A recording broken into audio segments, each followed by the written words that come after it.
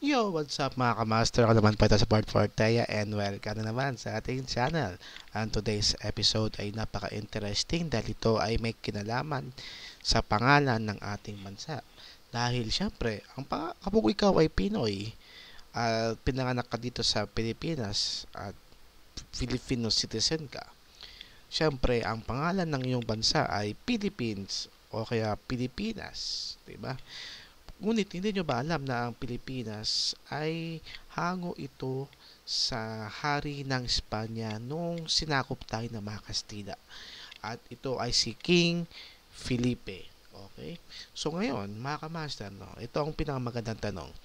Kung gagamitin natin ang ang pangalang Pilipinas at tayo ngayon ay bansang malaya na at ginagamit pa rin natin yung pangalang yon. So parang tinanggap natin yung nakaraan na pagsakop sa atin ng Espanya. So dapat ay meron tayong bagong pangalan o bagong pagkakakilanlan, 'di ba? So ang pinaka-interesting dito ay ang pangalang Opir dahil itong Opir na to ay ilang beses na daw lumabas sa mga sa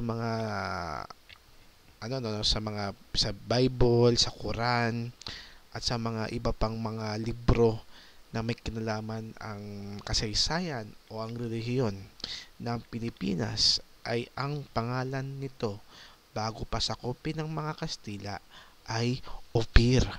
So panoorin natin itong um, mula sa Covenant Keepers by Brother Manuel Manoy Alipon, ang kanyang speech na ang Pilipinas pa ay pwedeng maging opir.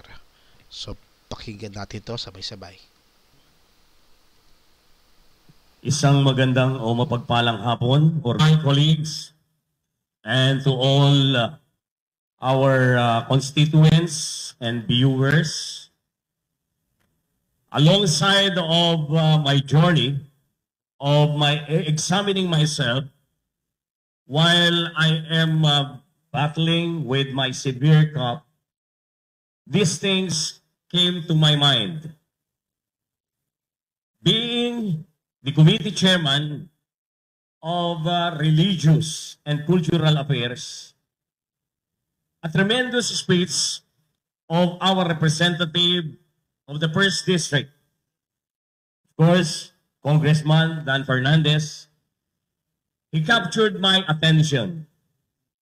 Once again, I fully understand the ecclesiastical verses or verse written in the Bible, and that some of our historians use this as their guide and principle.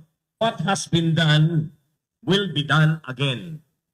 Dear Chairman, dear colleagues, the people of Santa Rosa, marami pong beses paulit-ulit ng ang pagpapalit ng pangalan ng ating bansa. Ngunit ito ay hindi nagkakaroon ng mga pagsasakatuparan. During the time of our President Ferdinand Marcos Sr., changed the name of our country into Maharlika. Previous President, the last President Rodrigo Duterte, he delivered this speech.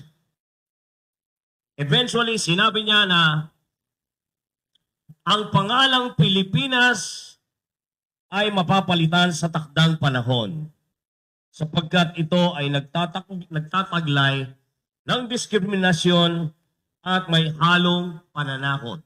At ito'y tinuran din po ng ating mambabatas, ng ating representative ng distrito. At this point, Madam Chairman, I am standing before the representative of our first district to support him since the task put over my shoulder is related to his lament in Congress I am calling the awareness, the attention of every Rosenense, particularly the historians, to check the certainty of events and facts of evidence and feel free to express what is true.